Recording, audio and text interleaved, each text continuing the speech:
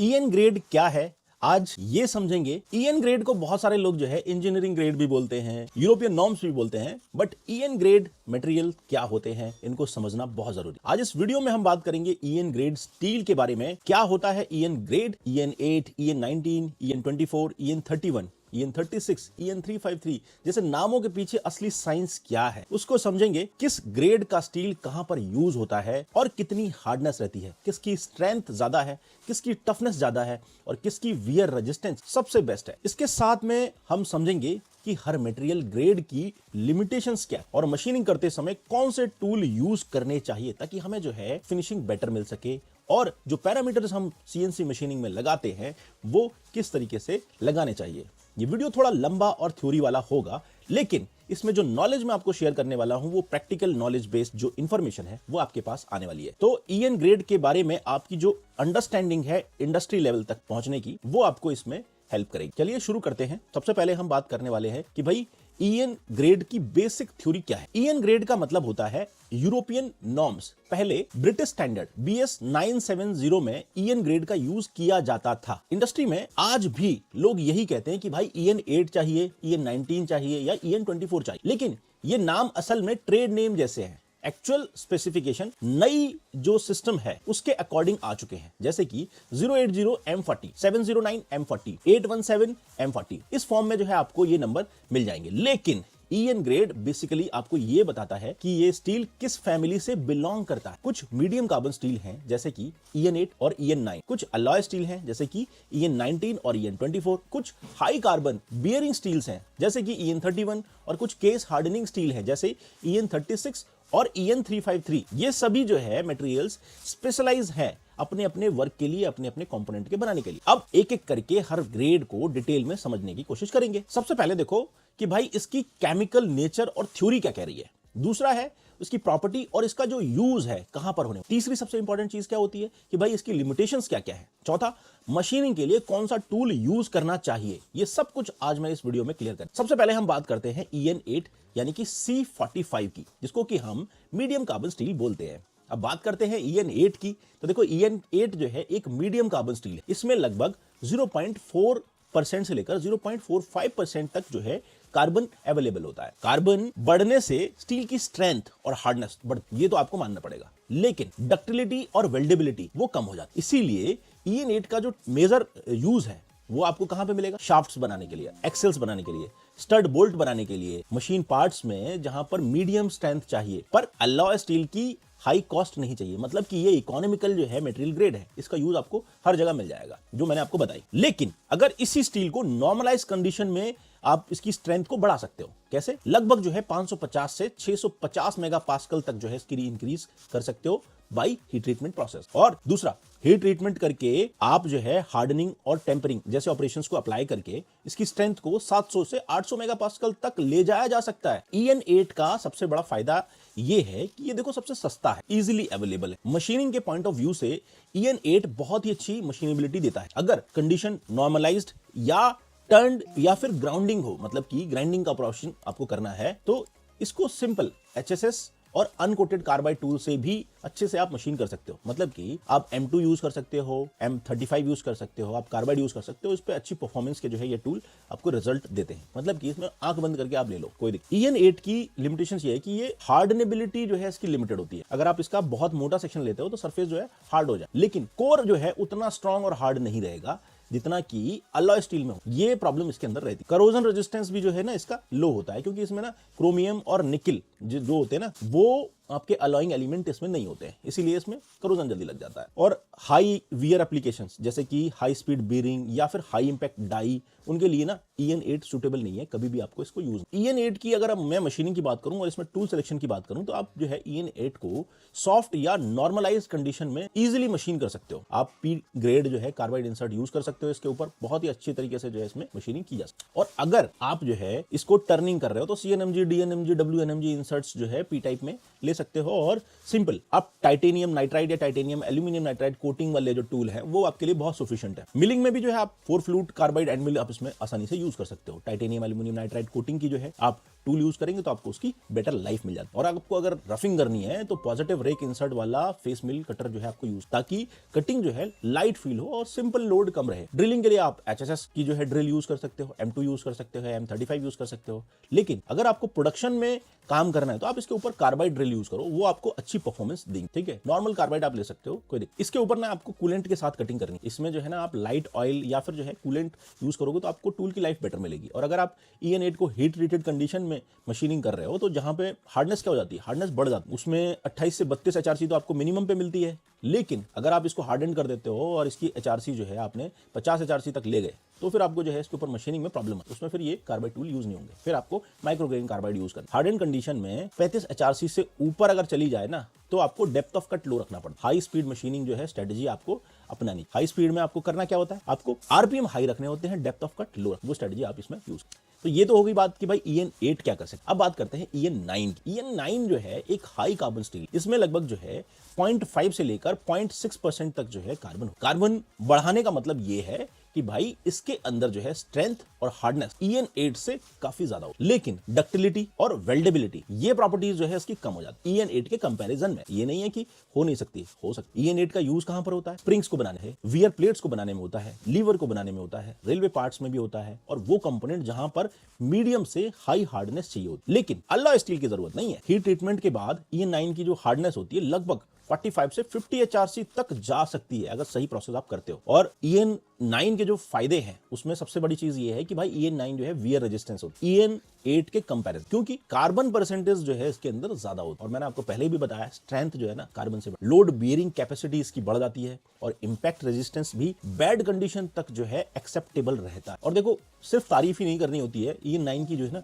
कुछ चीजें लिमिटेशंस भी रहती है। EN जो 9 है उसकी जो वेल्डेबिलिटी है बहुत पुअर होती है, उसको वेल्डिंग करना ना आसान नहीं हो। हाई कार्बन की वजह से इसको प्री हीटिंग करना पड़ता है। वेल्डिंग के बाद क्या पड़ जाएगा, अगर प्री हीटिंग नहीं करोगे तो इसमें क्रैक्स डेवलप हो जाएंगे और ब्रिटलनेस जो है उसकी पॉसिबिलिटीज बढ़ जाती है। ब्रिटल हो गया तो अगर आपका कंपोनेंट है वो गिर भी गया या इंपैक्ट लोड पड़ गया तो वो एब्जॉर्ब नहीं कर पाएगा। हैवी सेक्शन के थ्रू हार्डनिंग में भी जो है इसकी लिमिटेशंस रहती हैं, क्योंकि इसका जो सरफेस है वो ज्यादा हार्ड हो जाता है, कोर उतनी ज्यादा हार्ड होती नहीं है। यूनिफॉर्म हार्डनेस की जो पॉसिबिलिटी है इसके अंदर कम। मशीनिंग में भी जो है EN9 जो है EN8 के कंपैरिजन में थोड़ा सा हार्ड और टफ लगता है, स्पेशली हीट ट्रीटेड कंडीशन में तो इसके ऊपर मशीनिंग में और ज्यादा दिक्कत आती है। EN9 की जो मशीनिंग है उसके लिए जो आपको टूल की रिक्वायरमेंट पड़ेगी उसमें आप सबसे पहले तो आप ये मान के चलिए कि अगर आप EN9 को अनिलिंग कंडीशन में कर रहे हैं मशीनिंग तो बहुत बढ़िया है, मशीनिंग बहुत आसानी से हो जाए। लेकिन अगर आप जो है इसको हार्डन कंडीशन में यूज कर रहे हो तो फिर आपको कार्बाइड इंसर्ट्स का ही यूज करना पड़ेगा और कार्बाइड कोटेड टूल्स का ही आपको यूज करना पड़ेगा। कोटेड में आपको जो है टाइटेनियम एल्यूमिनियम नाइट्राइड या फिर आपको एल्यूमिनियम टाइटेनियम नाइट्राइड की कोटिंग ही यूज। कटिंग स्पीड की बात करूं तो देखो EN8 के कंपैरिजन में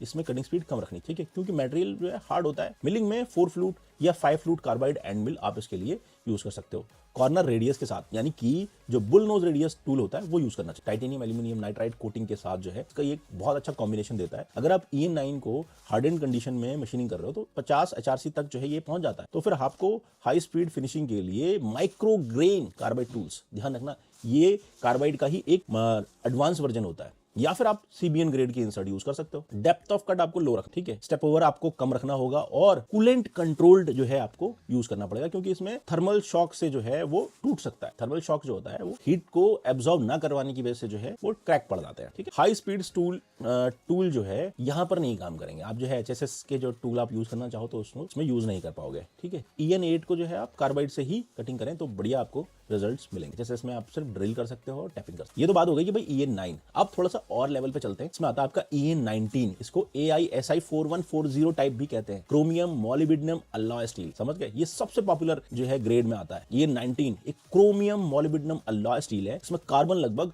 0.38 से 0.43% होता है। क्रोमियम और मॉलिब्डेनम की प्रेजेंस इसे अलॉय स्टील बनाता है। ये ना अलॉय जो होते हैं ना इनकी मशीनेबिलिटी बढ़िया होती है। क्रोमियम के अंदर जो है इसकी हार्डनेबिलिटी हार्ड बढ़ जाता है और वियर रेजिस्टेंस प्रॉपर्टी इसके अंदर डेवलप होती है। मॉलिब्डेनम देता है हाई टेम्परेचर स्ट्रेंथ और टफनेस। EN19 का ना कोई जवाब नहीं है कि अंदर जो है हाई स्ट्रेंथ बहुत ज्यादा अच्छी तरीके से इसमें मिलती है। इसका यूज आप कहां पे कर सकते हो, शाफ्ट्स में कर सकते हो, स्पिंडल्स में कर सकते हो, गियर्स में कर सकते हो, कनेक्टिंग रॉड्स के अंदर कर सकते हो, मशीन टूल कंपोनेंट्स में कर सकते हो और हाइड्रोलिक पार्ट्स के अंदर भी EN19 का यूज होता है। ठीक है, प्रॉपर हीट ट्रीटमेंट के बाद ना EN19 की टेंसाइल स्ट्रेंथ 850 से लेकर 1000 मेगा पास्कल तक पहुंचा। हार्डनेस 28 से 36 HRC रेंज में कॉमनली रखी जाती है ताकि जो है इसके बहुत सारे बेनिफिट्स आप ले पाओ। अब इसके बेनिफिट्स क्या क्या है ये समझ लेते हैं। EN19 का सबसे बड़ा बेनिफिट ये रहता है कि भाई ये इसमें हाई स्ट्रेंथ भी है प्लस टफनेस भी है और उसका बैलेंस है। मीडियम साइज शाफ्ट्स में यह मटेरियल जो है ना शॉक लोड और बेंडिंग दोनों को हैंडल कर ले। इसकी हार्डनेबिलिटी EN8 और EN9 से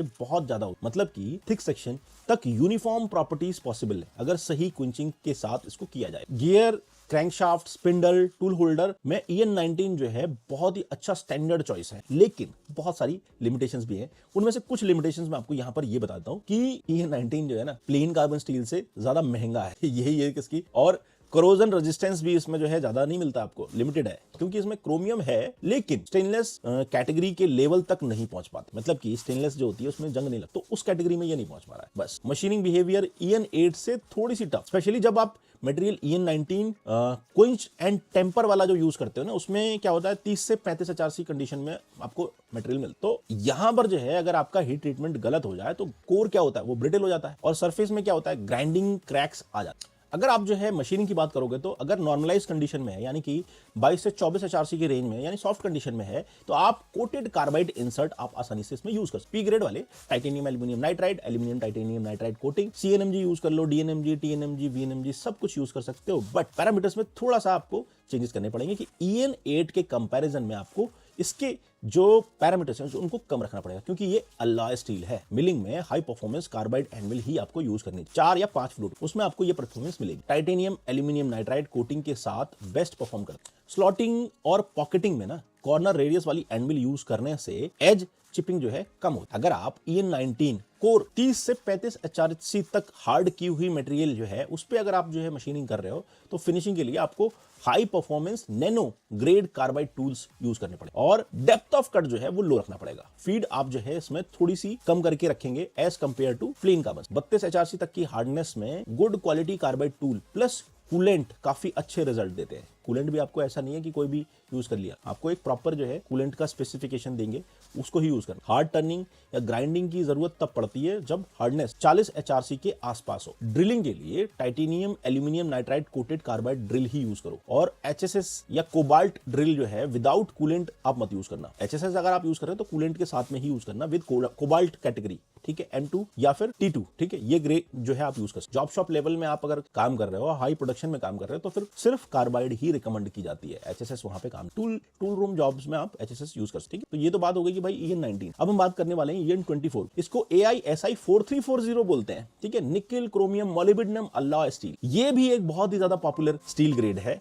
EN24 एक हाई स्ट्रेंथ अलॉय स्टील है जिसे हम निकेल क्रोमियम मोलिब्डेनम स्टील भी बोलते हैं। इसमें ना सबसे अच्छी चीज आपको बताता हूं, कुछ अलग चीज आपको सीखने को मिलेगी कि कार्बन जो है 0.36% से लेकर 0.44% है, बहुत ही लो कार्बन है। लेकिन निकेल जो है 1.3 से 1.8% तक रहता है, क्रोमियम 0.9 से 1.4% रहता है और मोलिब्डेनम 0.2 से लेकर 0.35% तक होता है। ये जो कंपोजिशन है ना, ये बहुत ही मैजिकल कंपोजिशन है। निकेल की टफनेस इंक्रीज करता है, निकेल जो है आपकी मटेरियल की टफनेस को इंक्रीज कर रहा है, क्रोमियम इसकी हार्डनेबिलिटी और वियर रेजिस्टेंस को बढ़ा रहा है और मोलिब्डेनम हाई टेंपरेचर पर स्ट्रेंथ दे रहा है। EN24 का यूज होता है हैवी ड्यूटी शाफ्ट एयरक्राफ्ट के लैंडिंग गियर्स बनाने के लिए। ये मैंने एक बार देखा था, उसका मटेरियल चेक किया था जब मैं as a aircraft maintenance engineer काम करता था। तो ये जो मटेरियल है इसके बारे में मैं सोचता था कि ये क्या चीज है जो इतना हैवी लोड, जब आपका एयरक्राफ्ट जो है डाउन होता है, लैंड करता है, टच डाउन करता है ग्राउंड को, तो बहुत ही हैवी इंपैक्ट जो है पड़ता है एयरक्राफ्ट के ऊपर और वो सब कुछ एब्जॉर्ब कर लेता है। तो ये कौन सा ग्रेड है भाई, उस समय मुझे काफी कंफ्यूज होता था। उसके बाद जब मैंने इंजीनियरिंग में मटेरियल के ऊपर जो है रिसर्च करना स्टार्ट किया तो तब मुझे पता चला कि भाई EN24 का यूज एयरक्राफ्ट के लैंडिंग गियर्स में यूज होता है, ट्रांसमिशन शाफ्ट में यूज होता है, हैवी गियर्स में यूज करते हैं और हाई फटिक लोड वाले जो कंपोनेंट्स होते हैं ना उनमें ये ग्रेड बहुत ज्यादा यूज होता है। और आप जो है ऐसा कोई कंपोनेंट आता है ना वहां पर आप ये यूज करेंगे, ठीक है। प्रॉपर हीट ट्रीटमेंट के बाद EN24 की जो टेंसाइल स्ट्रेंथ होती है 900 से 1200 मेगापास्कल तक पहुंच जाती है और हार्डनेस भी 30 से 45 HRC तक जो है इसमें अचीव की जा सकती है, डिपेंड ऑन योर रिक्वायरमेंट। आप इसमें कौन सा ट्रीटमेंट कर रहे हो, ठीक है, ट्रीटमेंट के बाद ही होती है, हीट ट्रीटमेंट करना पड़ेगा, ठीक है। रॉ कंडीशन में कभी भी हार्डनेस नहीं मिलती है, ठीक है।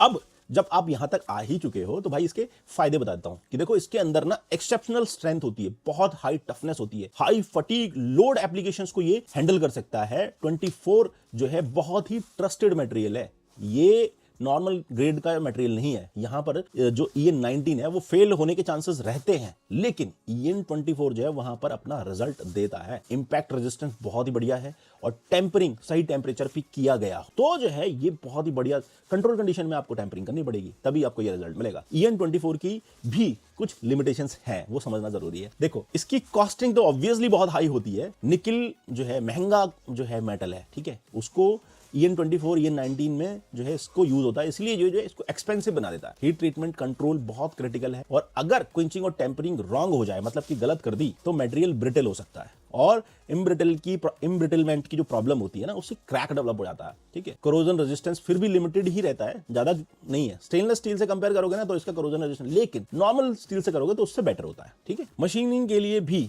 EN24 जो है EN19 से हार्डर फील होता है, इसलिए यहां पर भी आप ना नॉर्मल टूल यूज नहीं कर, स्पेशली जब इसकी हार्डनेस जो है 35 से 45 HRC जोन में पहुंच जाए, तब आप सिर्फ और सिर्फ कार्बाइड, नैनोग्रेन कार्बाइड और माइक्रोग्रेन कार्बाइड ये ही टूल यूज करने हैं। कार्बाइड में भी कई सारे ग्रेड्स होते हैं, तो ये आपको समझना पड़ेगा। अगर EN24 अनिल या नॉर्मल कंडीशन में है तो यहां पे हार्डनेस आपको क्या मिलेगी, 200 से 200 HB तक की। तो आप high quality coated carbide tools use कर सकते हो इजीली। यहां पर CBN भी यूज होता है। ठीक है, टर्निंग में आपको पॉजिटिव रेक ज्योमेट्री यूज करनी है, स्ट्रॉन्ग कटिंग एज चाहिए। ठीक है, और titanium aluminium nitride, aluminium titanium nitride की कोटिंग जो है सबसे ज्यादा प्रेफरेंस मैं आपको देता हूं यहां पर कि इसका यूज करिए।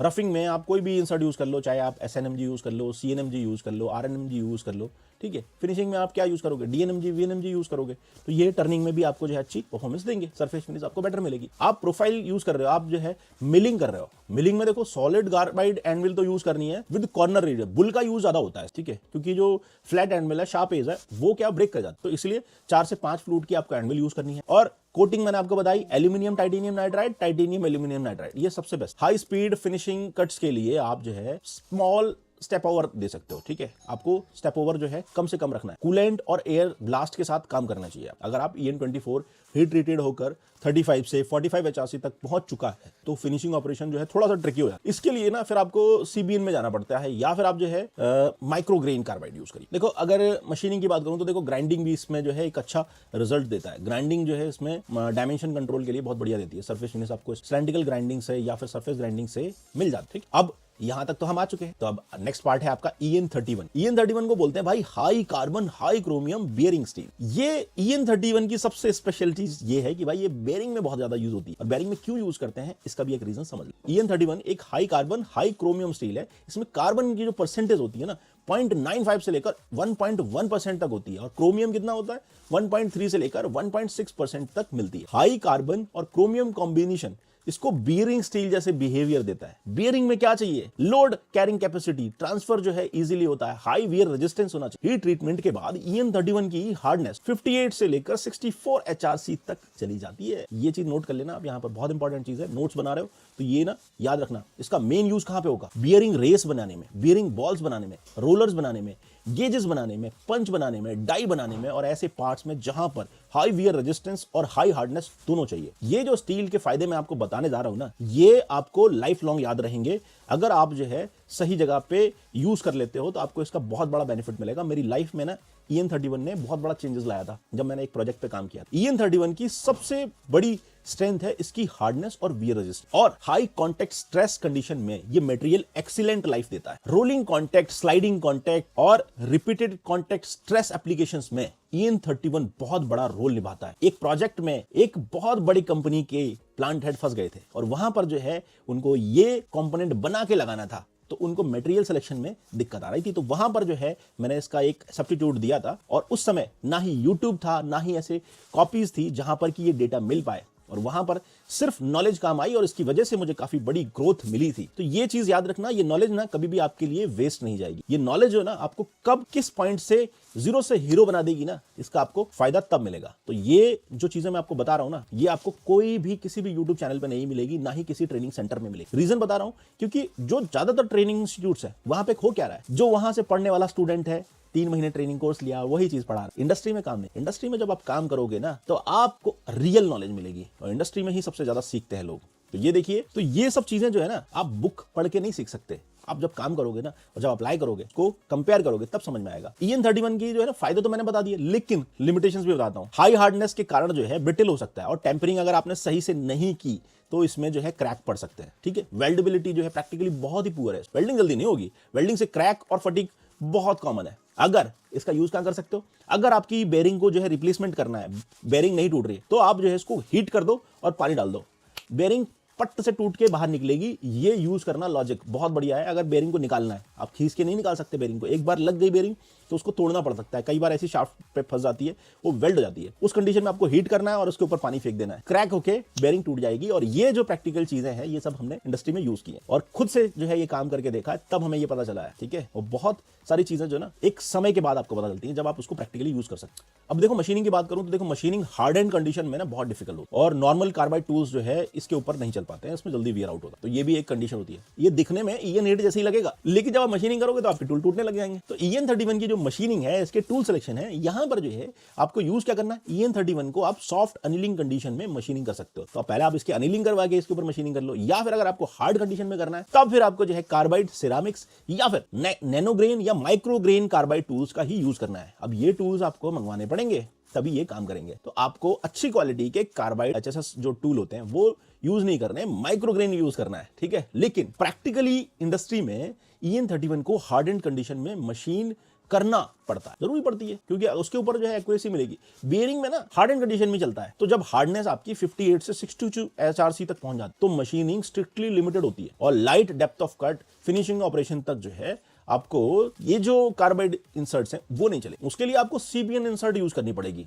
प्रॉपर रिजिड सेटअप चाहिए, कूलेंट कंट्रोल चाहिए, आप तब इसके ऊपर मशीनिंग होगी। हाँ, इसके ऊपर ग्राइंडिंग ऑपरेशंस हो सकते हैं, इसमें भी आप ग्राइंडिंग करोगे तो एल्यूमिनियम या CBN ग्राइंडिंग व्हील को ही आपको यूज करना है, वही चलेंगे, वरना बाकी और जो ग्रेड के ग्राइंडिंग व्हील्स हैं वो भी वेयर आउट हो जाएंगे। मिलिंग जो है हार्ड एंड कंडीशन में अगर आप कर रहे हो तो आपको सिर्फ जो है titanium silicon nitride, aluminium titanium silicon nitride coating के साथ यूज करना है। ठीक है, ये आप ध्यान रखना, स्मॉल स्टेप ओवर और लो डेप्थ ऑफ, हाई स्पीड के साथ यूज करना। हाई स्पीड स्टील ये नहीं काम करेगी भाई, ये तो टूट के बिखर जाएगी इसके आगे। ये मटेरियल पूरी हार्ड एंड कंडीशन में हो तो बिल्कुल ही काम नहीं करेगी। ठीक है, नहीं। तो ये तो बात हो गई कि भाई EN31 की। अब हम बात करने वाले हैं EN36 case hardening nickel steel के बारे में। ये स्टील भी बहुत ही ज्यादा इंपॉर्टेंट है, क्योंकि EN36 एक nickel chromium case hardening alloy steel, इसमें कार्बन कम होता है। कितना परसेंट, 0.12% से लेकर 0.18% तक। इसमें कमेंट करते हैं लोग कि भाई इतना कम कार्बन परसेंटेज है तो इसकी स्ट्रेंथ कहां से आ रही है। तो देखो, स्ट्रेंथ के लिए ना निकेल और क्रोमियम अच्छे लेवल पर होते हैं इसके अंदर। ये स्टील इस तरह से डिजाइन किया जाता है कि इसकी आउटर सरफेस बहुत हार्ड बनाई जा सके और कोर, अंदर का जो मटेरियल है वो टफ रहे और डक्टाइल बनी रहे। ऊपर गियर का जो ऊपरी सरफेस जहां पे टीथ बने वो हार्ड है, अंदर वाला जो है टफ है लेकिन सॉफ्ट है, डक्टाइल है। इससे कार्बोराइजिंग और केस हार्डनिंग करते हैं। ठीक है, सरफेस हार्डनेस क्या रहती है, 58 से 62 HRC तक चली जाती है, लेकिन कोर टफनेस हाई रहती है, यहां पर 28 से 32 HRC तक ही रहती है, जिससे गियर टीथ जो है इंपैक्ट लोड आसानी से हैंडल कर, क्रैक ना पड़े। अगर पूरा का पूरा जो है हार्ड कर देंगे तो गियर टूट जाएगा भाई। लॉजिक समझो, इंजीनियरिंग में ना प्रैक्टिकली समझना पड़ता है हर चीज को। ठीक है, और लॉजिक आपके दिमाग में क्लियर होना चाहिए। EN36 का यूज कहां पे करते हो, हैवी लोड गियर्स में, पिनियंस में, शाफ्ट में, ऑटोमोटिव और इंडस्ट्रियल गियर बॉक्स कंपोनेंट्स, जहां सरफेस पे हाई कांटेक्ट स्ट्रेस हो और अंदर फ्लेक्सिबल कोर चाहिए होती है ताकि वो इंपैक्ट को हैंडल कर सके, वहां पे EN36 ना सबसे आइडियल स्टील मानी जाती है। और ये नॉलेज ना आपको कब काम आ जाएगी ना, इसका कुछ नहीं पता, कब आप जो है इससे कैश कर सकते हो। लिमिटेशंस इसकी बहुत ज्यादा है कि भाई देखो, हीट ट्रीटमेंट प्रोसेस जो है ना इसका बहुत ही कॉम्प्लेक्स होता है। EN36 को बनाना ना इतना आसान नहीं है। कार्बोराइजिंग डेप्थ और यूनिफॉर्मली जो है कंट्रोल करना पड़ेगा, इसको नहीं कंट्रोल किया तो क्रैक डेवलप होगा। मटेरियल कॉस्ट भी EN8 के कंपैरिजन में भाई कई गुना ज्यादा होती है, क्योंकि निकेल जो है ना एक्सपेंसिव अलॉइंग एलिमेंट है। हीट ट्रीटमेंट प्रोसेस में ना ये सब चीजें जो है परसेंटेज कंपोजिशन को मेंटेन करना पड़ता है। थिन सेक्शंस पे अगर आप केस डेप्थ ज्यादा कर दी तो टूल ब्रिटल हो जाएगा, मतलब कि बहुत ज्यादा जो है आपका टूथ जो है ना उसका वो ब्रिटल हो गया तो वो क्रैक पड़ जाएगा। EN36 की जो मशीनिंग स्ट्रेटजी है और टूल को जो सिलेक्शन करने की स्ट्रेटजी है वो दो कंडीशन में की जाती है। ठीक है, पहला केस हार्डनिंग से पहले, मतलब कि जो टीथ है वो हार्ड नहीं हुए हैं उससे पहले आपको मशीनिंग करनी है, साइज मेंटेन कर। अब मटेरियल अभी क्या है, सॉफ्ट होता है उस कंडीशन में। क्यों, क्योंकि इसमें कार्बन परसेंटेज कम है। इस कंडीशन में आपको नॉर्मल अलॉय स्टील की तरह ही ना कोटेड कार्बाइड टूल से आप इसमें आसानी से मशीनिंग कर सकते हो। टर्निंग, मिलिंग दोनों के लिए ना कार्बाइड टूल आप यूज कर सकते हो, कोई भी दिक्कत नहीं है। पी ग्रेड का जो कार्बाइड इंसर्ट्स होती हैं वो यूज कर लीजिए। Titanium aluminium nitride, aluminium titanium nitride coating के साथ ना ये बेस्ट परफॉर्म करते हैं। ठीक है। टूथ जो है प्रोफाइल मशीनिंग, हॉबिंग, शेपिंग भी इसी स्टेज पर किया जाता है, कोई दिक्कत नहीं है। जो सेकंड कंडीशन आती है ना, उसको बोलते हैं भाई केस हार्डनिंग के बाद। जब सरफेस जो है 58 से लेकर 62 एचआरसी के आसपास हो, इस स्टेट में केवल फिनिशिंग करेक्शन करनी होती है, मतलब कि आपको साइज मेंटेन करना होता है, तो उसमें ग्राइंडिंग करते हैं या फिर लाइट हार्ड टर्निंग पॉसिबल होती है। अब क्योंकि पहले तो ज्यादातर जो है ग्राइंडिंग से ही कर सकते थे, गियर ग्राइंडिंग में specific profile grinding wheels use की जाती है, लेकिन आजकल मशीनिंग में भी बहुत अच्छी चीज मिल जा रही है। सीबीएन का जो है हम लोग टर्निंग इंसर्ट यूज करके उसका साइज मेंटेन कर सकते हैं। हार्ड टर्निंग में सीबीएन टूल ना बहुत बढ़िया रिजल्ट देते हैं, ये प्रैक्टिकली आपको बता रहा हूं। ये आपको कोई भी ट्रेनिंग इंस्टीट्यूट नहीं बताएगा, वो सिर्फ आपको जी कोड और एम कोड बताते हैं। लेकिन अगर आपकी जो है प्रोफाइल कॉम्प्लेक्स आ रही है और जहां पे टर्निंग पॉसिबल नहीं है, तो वहां पर फिर क्या ऑप्शन है, वहां पे सिर्फ आप सीबीएन ग्रेड के ही ग्राइंडिंग व्हील्स यूज करेंगे। ये याद रखिएगा, ये चीजें जो है ना आपको काम आएंगी। तो ये तो बात कर दी भाई EN36 के बारे में। अब नेक्स्ट जो ग्रेड है वो है आपका EN353। ये भी गियर स्टील है, कार्बोनाइजिंग स्टील है। EN35 भी 36 के जैसा ही है बिल्कुल। एक केस हार्डनिंग जो है पॉसिबिलिटी है इसमें, कार्बोनाइजिंग अलॉय स्टील भी इसको बोलते हैं, लेकिन इसका कंपोजिशन थोड़ा सा अलग। कार्बन जो है इसमें 0.15 से लेकर 0.2% होता है। मैंगनीज और क्रोमियम इसमें अच्छे लेवल पर हो, ताकि सरफेस हार्डनेबिलिटी जो है इसकी बढ़े और कोर टफ बना रहे। EN353 का जो मेन यूज है ऑटोमोटिव गियर, शाफ्ट, पिनियंस, और जहां पे सरफेस हार्ड और अंदर टफ कोर चाहिए, वहां पर जो है EN353 का यूज होता है। कार्बोराइजिंग के बाद ना सरफेस हार्डनेस 58 से 60 एचआरसी तक अचीव की जा सकती है और कोर भी 30 से 35 एचआरसी के आसपास टफ रहती है। तो दो चीजें हैं, एक ही मेटल में दो हार्डनेस मिल रही है, सरफेस पे और कोर में। EN353 के जो बेनिफिट्स हैं उसको समझ लीजिए। बेनिफिट्स जबरदस्त है। EN353 कॉस्ट में EN36 से सस्ता है और ऑटोमोटिव गियर्स के लिए बहुत ज्यादा पॉपुलर है। जहां पे कॉस्ट इफेक्टिवनेस आती है, पैसा भी तो बचाना है भाई, तो वहां पर EN353 यूज कर लो। सरफेस हार्डनेस और वियर रेजिस्टेंस बहुत अच्छी मिल रही है। कोर इंपैक्ट, लोड विथस्टैंड कर लेता है ये। तो ये चीज जो है बहुत मैटर करती है। आप डेवलपमेंट फेज में हो, कोई ऐसा पार्ट बना रहे हो, ऐसी मशीन बना रहे हो, तो वहां पर इसकी जरूरत पड़ेगी। हीट ट्रीटमेंट में कंट्रोल जरूरी है। केस डेप्थ और केस हार्डनेस दोनों सही मेंटेन करनी होती है। आप अगर मशीन के लिए मटेरियल खरीद भी रहे हो ना, तो ये सब चीजें चेक करनी पड़ेंगी आपको। इसके लिए आपको प्रॉपर जो है रिपोर्ट अंडरस्टैंड करनी पड़ेगी, भाई ये चीज हमारे लिए सही है नहीं है, ठीक है। और वेल्डेबिलिटी देखो इसमें थोड़ी सी लिमिटेड है। सरफेस ग्राइंडिंग और फिनिशिंग ऑपरेशन से हीट ट्रीटमेंट के बाद जो है ये रिजल्ट दे सकता है। लेकिन EN353 की मशीनिंग करने के लिए आपको जो है वही टूल आपको कार्बाइड के यूज करने पड़ेंगे, माइक्रोग्रेन और नैनोग्रेन कार्बाइड। केस हार्डनिंग से पहले EN353 को मशीन करना बहुत आसान है, P ग्रेड के कार्बाइड टूल से कर सकते हो। लेकिन जैसे केस हार्डनिंग हो गई, उसके बाद फिर आपका CBN चलेगा। CBN के अलावा कोई और ऑप्शन है ही नहीं। टर्निंग, हॉबिंग, मिलिंग सब नॉर्मल अलॉय स्टील की तरह ही चला जाता, ठीक है। तो दोस्तों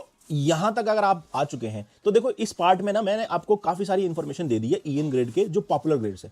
बाकी के जो नेक्स्ट ग्रेड है उनको मैं नेक्स्ट वीडियो में एक्सप्लेन करूंगा, तो उस वीडियो को आप जो है इसके बाद देख लीजिएगा। तो आई होप ये वीडियो जो है आपके लिए हेल्पफुल रहेगा। अगर आपको ये इंफॉर्मेशन पसंद आई तो वीडियो को लाइक करें, चैनल को सब्सक्राइब करें और मुझे फॉलो करना ना भूलें। इंस्टाग्राम पे भी मेरा जो है प्रोफाइल मिल जाएगी आपको, और दूसरा फेसबुक पर भी मेरी प्रोफाइल मिल जाएगी। तो अगर आप जिस भी प्लेटफॉर्म पे ये वीडियो देख रहे हैं वहां पर आप मुझे फॉलो कर सकते हो। अभी के लिए बस इतना ही, मिलते हैं अगले वीडियो में। Thanks for watching video.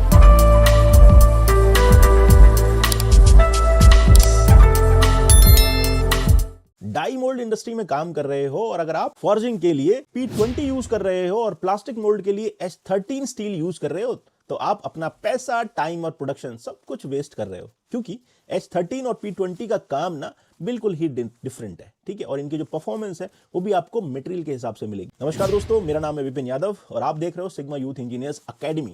यहां पर हम आज डिस्कस करने वाले हैं डाई स्टील के बारे में। आज हम डिटेल में समझेंगे कि H13 और P20 स्टील का यूज कहां पर होता है, कौन सा स्टील कौन से डाई के लिए बेस्ट है और क्यों इसका इस्तेमाल किया जाता है, ये भी समझना बहुत जरूरी है। सबसे पहले हम समझेंगे कि भैया स्टील टाइप और वर्किंग एनवायरनमेंट किस टाइप का होना चाहिए। अब समझते हैं H13 को। H13 एक हॉट वर्क टूल स्टील है। इसका काम होता है कि भैया एक्सट्रीम टेम्परेचर को हैंडल कर। P20 एक प्लास्टिक मोल्ड स्टील है। इसका काम होता है मॉडरेट मतलब कि मीडियम टेम्परेचर पे हाई सरफेस फिनिश और स्मूथ प्रोडक्शन देना। आपको समझना यह है H13 को डिजाइन ही इसलिए किया गया है ताकि ये 500 से 600 डिग्री टेम्परेचर पे भी अपनी स्ट्रेंथ यानी कि अपनी पावर जो है मेंटेन करके रखे। इसमें होता है क्रोमियम, मोलिब्डेनम और वेनेडियम। ये जो स्टील है वो हॉट हार्डनेस, वियर रेजिस्टेंस और थर्मल फटीग रेजिस्टेंस के लिए मानी जाती है। ये जो है ये सारी चीजें जो है प्रॉपर्टीज इसके अंदर मिलती है। हीट ट्रीटमेंट के बाद H13 की जो हार्डनेस होती है वो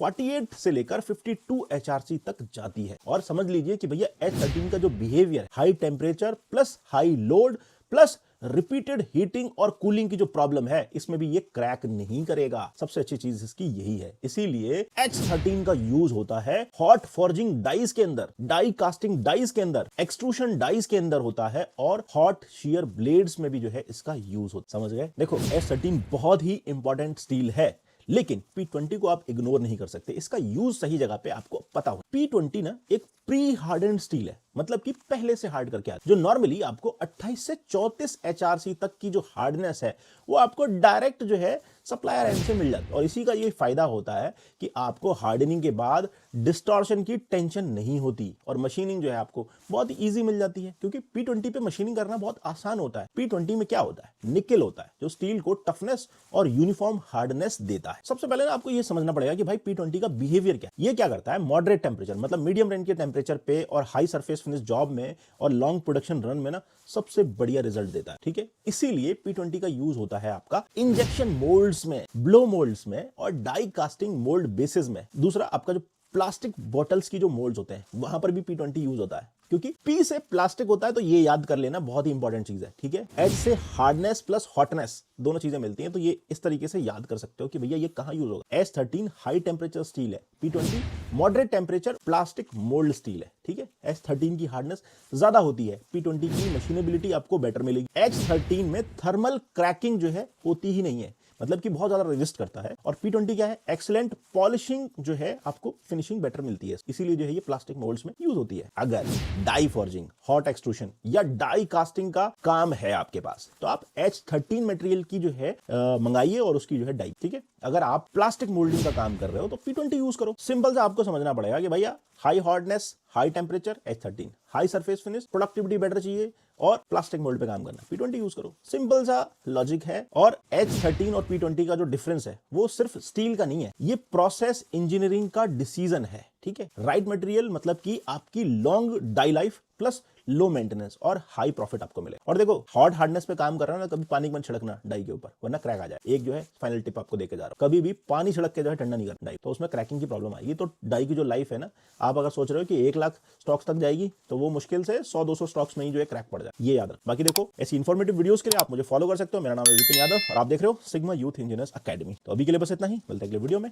अगर आप रॉन्ग स्टील चूज करते हो तो डाई क्रैक होती है, टूल लाइफ कम होती है और कंपनी का लॉस सबसे ज्यादा होता है। आज समझेंगे हम 4140 स्टील और D2 डाई स्टील के बारे में। मेरा नाम है विपिन यादव और आप देख रहे हो सिग्मा यूथ इंजीनियर्स अकेडमी। और आज हम इंजीनियरिंग स्टाइल में क्लियर करेंगे 4140 अलॉय स्टील और D2 डाई स्टील का जो रियल डिफरेंस है वो क्या होता है। 4140 स्टील को जो है क्रोमियम मोलिब्डेनम अलॉय स्टील बोलते हैं और ये होती है मीडियम कार्बन स्टील। इसमें high toughness plus good machinability properties होती है। अब D2 स्टील की बात करें यानी डाई स्टील की, तो इसको बोलते हैं high carbon high chromium cold work die steel, जो कि बहुत ही हाई हार्डनेस और वियर रेजिस्टेंस के लिए पॉपुलर है और D2 को जो है किसी भी पहचान की जरूरत। ठीक है, तो 4140 क्या है, ज्यादा टफ होती है, शॉक लोड को अच्छा हैंडल करती है, हीट ट्रीटमेंट के बाद स्ट्रॉन्ग कोर स्ट्रेंथ इसके अंदर मिलती है। D2 है बहुत ही हार्ड है, लेकिन वियर रेजिस्टेंस जो है इसका बहुत ही बढ़िया मिलता है आपको, लेकिन टफनेस जो है इसके अंदर थोड़ी सी कम होती है एज कंपेयर टू 4140। मशीनिंग और हीट ट्रीटमेंट की बात करूं तो देखो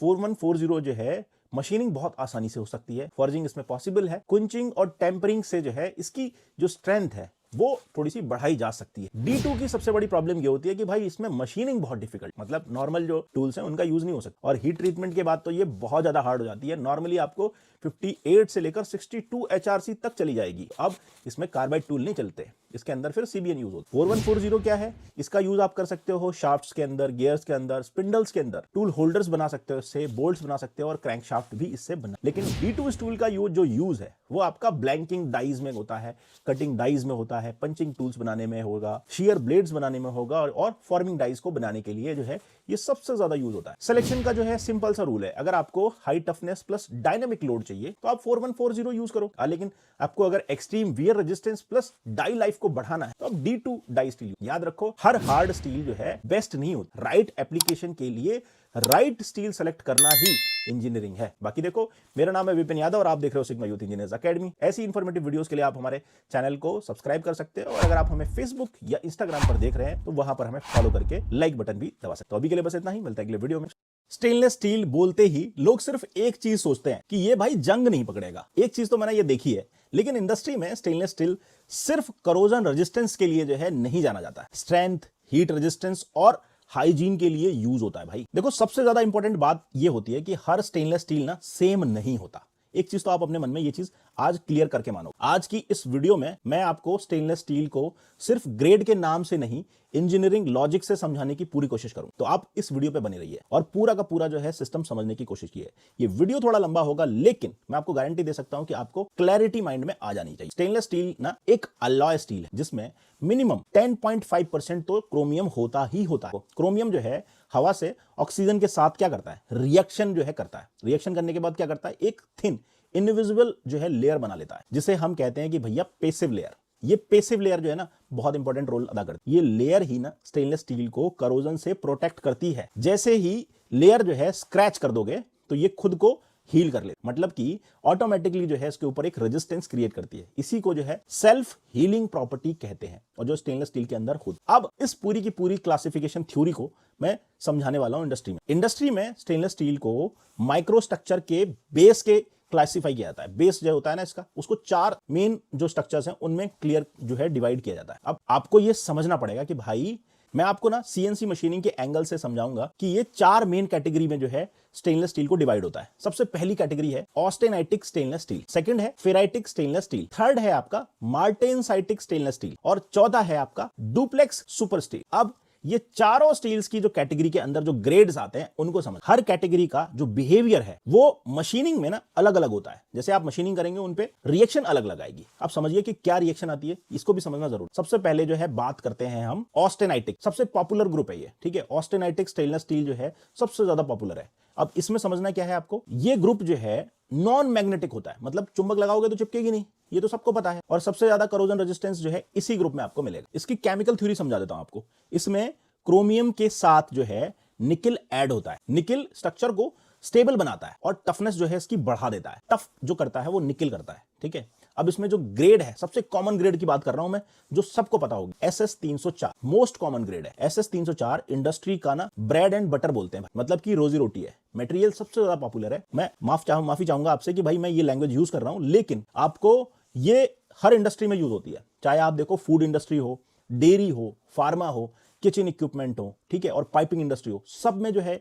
ये वाली स्टील आपको मिल जाएगी। ये सबसे पॉपुलर है। थ्योरी सिंपल सी है इसकी, करोजन रेजिस्टेंस जो है इसकी सबसे बढ़िया होती है। लेकिन मशीनिंग के टाइम ये जो है वर्क हार्डनिंग की प्रॉब्लम आती है। अब वर्क हार्डनिंग में समझा देता हूं क्या होता है। मतलब कि थोड़ा भी टूल अगर इसके ऊपर रगड़ गया तो मटेरियल क्या अपने आप को बहुत ज्यादा हार्ड कर लेता है, तो इसीलिए टूल जो है यहां पर टूटता जाता है। तो इसकी भी टेक्निक आपको यूज करनी पड़ेगी। इसके लिए मैं आपको और चीजें बताता हूं कि देखो एक और भी ग्रेड है SS 316, जिसको कि हम क्या बोलते हैं, हाई करोजन ग्रेड। इसमें क्या है, SS 316 में मोलिब्डेनम जो है ऐड होता है, ठीक है। मोलिब्डेनम से क्या होता है, इसमें क्लोराइड रेजिस्टेंस बढ़ जाता है, केमिकल रेजिस्टेंस प्रॉपर्टी जो है इसकी बढ़ जाती है। इसीलिए जो है इसको सबसे ज्यादा समुद्र में यूज करते हैं। मरीन ग्रेड में आपको ये यूज होता हुआ मिलेगा। केमिकल जो है, केमिकल से अच्छा रेजिस्टेंस मिलता है, प्रोटेक्शन बढ़िया मिलता है। फार्मास्यूटिकल जो इंडस्ट्रीज है, मेडिकल है, इम्प्लांट जहां पर होते हैं, मेडिकल इम्प्लांट्स, वहां पर यूज होता है। देखो मशीनिंग थ्योरी समझ लो, 304 से भी ज्यादा ये टफ होता है और टूल लाइफ जो है इसमें बहुत कम मिलती है। तो यहां पर जो है आपको थोड़ी सी सावधानी बरतनी पड़ेगी। अब एक और ग्रेड आता है SS 321 high temperature grade.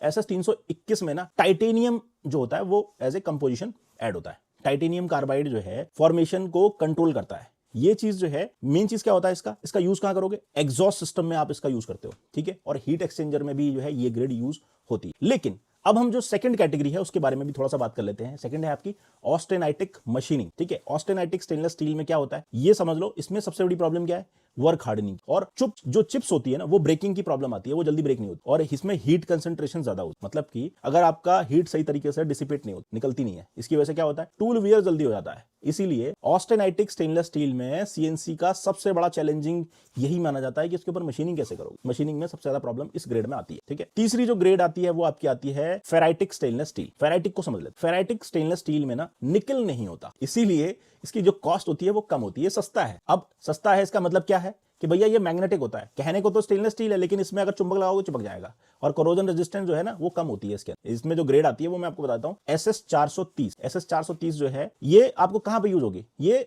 Decorative parts में यूज होता है, मतलब सजावट के कामों में ये लोग यूज करते हैं। ऑटोमोटिव जो ट्रिम्स होते हैं उसमें यूज होता है, अप्लायंसेस, होम अप्लायंसेस होते हैं उनमें यूज करते हैं। ठीक है, मशीनिंग थ्योरी आप समझ लो इसकी बहुत सिंपल सी है। SS304 के कंपैरिजन में मशीनेबिलिटी जो है इसमें बहुत आसान होती है। इसमें आप कुछ भी जो है टूल यूज करिए, कोई दिक्कत नहीं आएगी, आराम से कटिंग। तो ये जो भी SS है, वर्क हार्डनिंग जो है, वर्क हार्डनिंग की जो प्रॉब्लम होती है वो भी इसमें नहीं आती। मशीनिंग इतनी ईजी है। ठीक है, तो अब जो एक और ग्रेड आती है आपकी मार्टेनसाइटिक स्टेनलेस स्टील। ठीक है, मार्टेनसाइटिक स्टेनलेस स्टील में जो है हीट ट्रीटमेंट जो है आसान होता है। हीट ट्रीटमेंट के बाद जो है इसमें क्या होता है, इसमें हार्डनेस और स्ट्रेंथ बढ़ जाती है, हीट ट्रीटमेंट इसमें देना पड़ता है। अब इसमें जो ग्रेड्स आती है वो समझ। मार्टेनसाइटिस की ये जो ग्रेड है SS410, इसका यूज कहां पे करोगे, इसका यूज करते हैं हम शाफ्ट्स को बनाने में, वॉल्स को बनाने में, और फास्टनर्स होते हैं उसको बनाने। इसकी मशीनिंग थ्योरी थोड़ी समझ लेते। देखो, हार्डनेस ज्यादा होने की वजह से जो कटिंग फोर्स है वो इसका बहुत ज्यादा होता है। ठीक है, इसलिए जो है इसमें थोड़ी सी टिपिकल आती है। उसके बाद दूसरी एक ग्रेड आती है SS420। SS420 भी जो है हाई कार्बन मार्टेनसाइटिक ग्रेड होती है। इसमें भी जो है मशीनिंग की प्रॉब्लम आती है। अब इसका यूज कहां पे होता है,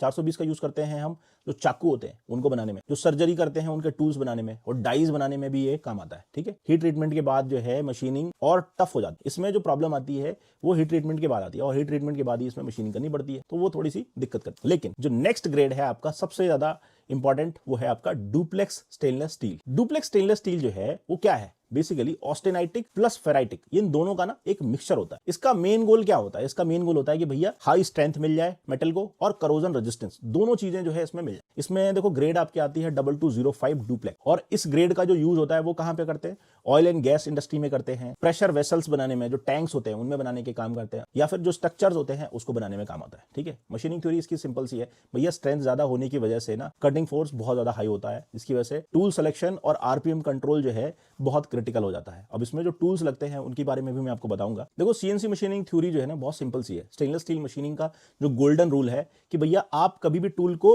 रगड़ो मत, नेवर रब, ऑलवेज कट। अगर आपने जो है उसको रगड़ा तो फिर आपका जो है प्रॉब्लम हो जाएगी, क्योंकि वर्क हार्डनिंग हो जाएगी उसके अंदर। तो आप कभी भी लो आरपीएम आप जो है इसमें मत यूज करो, स्टेबल कटिंग रखो। ठीक है, हाई आरपीएम भी जो है इसके लिए दिक्कत करता है, एक स्टेबल कटिंग चाहिए। और सबसे इंपॉर्टेंट चीज क्या है, इसमें आपको शार्प टूल चाहिए, जो टूल है ना शार्प एज वाले चाहिए। गलत टूल कोटिंग आपने अगर यूज करी तो भी जो है इसके अंदर जो है डिजास्टर ही मिलेगा, टूल आपको उसकी लाइफ नहीं मिलने वाली। ठीक है, सबसे ज्यादा इंपॉर्टेंट क्या है, आपने अगर गलत कोटिंग सेलेक्ट कर ली, गलत कोटिंग का मतलब देखो टाइटेनियम नाइट्राइड इसके ऊपर चलेगा, इसके ऊपर लाइफ नहीं मिलने, तो आप जो है टाइटेनियम नाइट्राइड कोटेड टूल कभी यूज नहीं करना है। आपको क्या यूज करना है वो मैं आपको बताता हूं। टाइटेनियम एल्यूमिनियम नाइट्राइड कोटिंग वाले जो है कार्बाइड टूल यूज करिए, या फिर दूसरी कोटिंग आपको यूज करनी है एल्यूमिनियम क्रोमियम नाइट्राइड। ये जो है ये वाली जो कोटिंग वाले टूल्स हैं वो यूज करिए, इसमें आपको अच्छी लाइफ मिल जाएगी। दूसरा, नैनो ग्रेड जो है कार्बाइड होता है उसमें भी मल्टी लेयर कोटिंग चल जाएगी, उसके ऊपर जो है आपको हीट रेजिस्टेंट कोटिंग चाहिए होती है, क्योंकि स्टेनलेस स्टील के लिए जो है हीट को कंट्रोल करना मुश्किल होता है, बहुत जल्दी हीट पकड़ता है, और हीट पकड़ते ही जो है वो अपने आप को जलने लगता है, जलते ही जो है वर्क हार्डनिंग की प्रॉब्लम। और वर्क हार्डनिंग में क्या होता है, वर्कपीस जो है हार्ड हो जाता है, हार्ड हो गया तो मशीनिंग करना बहुत मुश्किल है। तो सेम टूल जो है आपके दिमाग में क्लियरिटी होनी चाहिए कि भाई आप सेम टूल एल्यूमिनियम पे यूज नहीं करोगे, और सेम टूल जो है स्टेनलेस स्टील के लिए यूज नहीं करोगे, दोनों के लिए अलग रखना। फीड कम रखना, टूल जो है आपने फीड कम कर दी तो भी आपका जो है टूल जला जाएगा, क्योंकि फीड आपको हाई चाहिए। ठीक है, टूल आपको शार्प चाहिए, डल वाला भी यूज करें तो भी हो गया, तो भी गया। और कूलेंट को आप इग्नोर मत करो, कूलेंट तो आपको चाहिए, वो भी अच्छी क्वालिटी का। स्विस ब्लेज यूज करिए, बहुत बढ़िया जो है आपको रिजल्ट मिलेगा। अब स्टेनलेस स्टील जो है सॉफ्ट नहीं होती, ये क्या है, ये ऐसा मटेरियल है ना, इसकी प्रॉपर्टीज ही अलग है, ये अपने आप को हार्ड करने की जो है टेंडेंसी रखता है। जो इंजीनियर ना स्टेनलेस स्टील को समझ गया वो मशीनिंग के लिए ना 70% जो गेम है ना वो जीत जाता। ग्रेड को समझ लो, माइक्रो स्ट्रक्चर को समझ लो, टूल का लॉजिक आप अपने आप फॉलो करो, ठीक है, तो आपके मशीनिंग में कोई फेल नहीं कर सकता। स्टेनलेस स्टील मशीनिंग ना टफ है, मैं मानता हूं ये बहुत टफ होती है, इतना इजी नहीं है, लेकिन इम्पॉसिबल भी नहीं है। अगर आप सही पैरामीटर यूज कर रहे हो तो आपको इसमें रिजल्ट मिलेंगे। बस देखो, आपका कॉन्सेप्ट क्लियर होना चाहिए, आपने प्रैक्टिकली काम करना होना चाहिए। अगर आपने थ्योरी वाले